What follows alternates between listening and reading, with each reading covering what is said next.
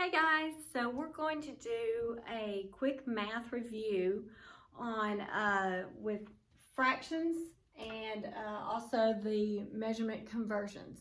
So just to remember, the very first rule on whenever you're subtracting fractions, and we're working off of page 239 out of your book 2E, is to make sure that you have a common denominator.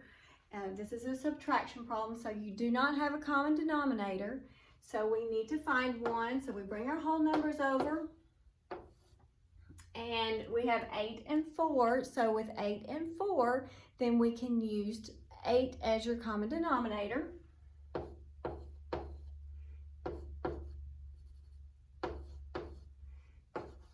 So 4 will go into 8 2 times, and then you multiply that times your numerator. So 2 times 3 is 6.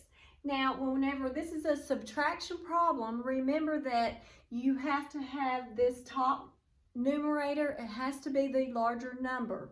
So 3 is not larger than 6. So we have to borrow from that 9. That will become an 8.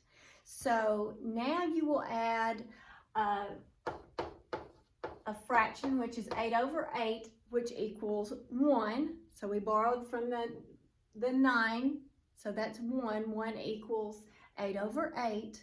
And you add that, so that will be 11 over 8. And then you will subtract the 11 over 8 minus the 6 over 8. And so then you'll say 8 minus 4 is 4. 11 minus 6 is 5. So your answer should be 4 and 5/8 on the question 2E.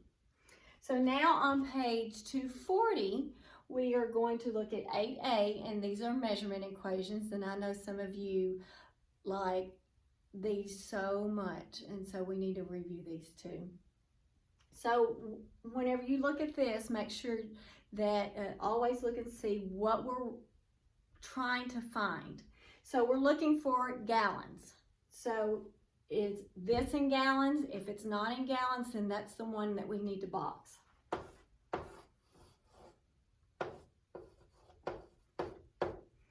This is in gallons, so then you just bring those numbers down in that unit.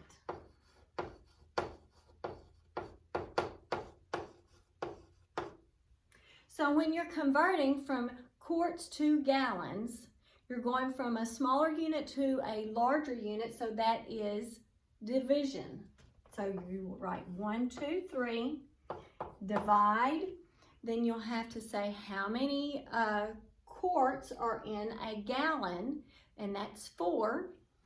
So number 2 will be 4, and then you'll say 4 into 320. So you'll have to work that out, a regular division problem. So 4 will go into 32 8 times.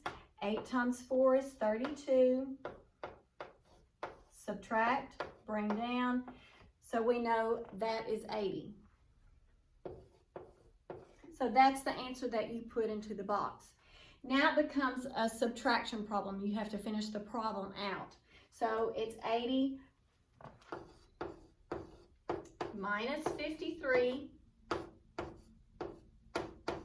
So 10 minus 3 is 7. And 7 minus 5 is 2. So your answer should be 27 gallons.